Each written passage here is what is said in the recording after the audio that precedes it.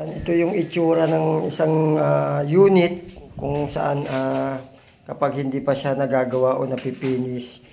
Ayan, ganyan ang itsura niya po. Pero pag napinis niya yan at lahat na maayos, makikita nyo parang, wow!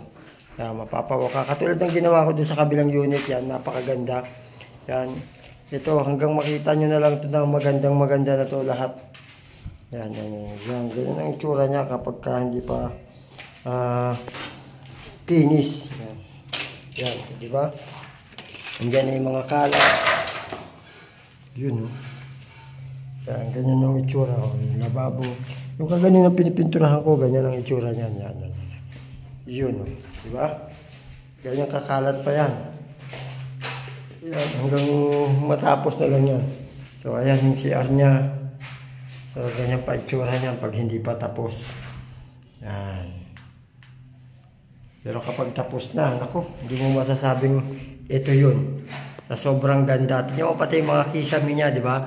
May design pero hindi mo pa talaga makikita yan kapag ikaw ay pagbago pa lang tong unit. Yan, hindi pa finish. Ang pag fully finish niya, 100%, napakaganda na tingnan yan. Yan po ang trabaho ni vlogger, magpaganda ng bahay. Yan, diba? Pati steel window na yan, lahat yan. Maganda na yan kapag natira na ni vlogger.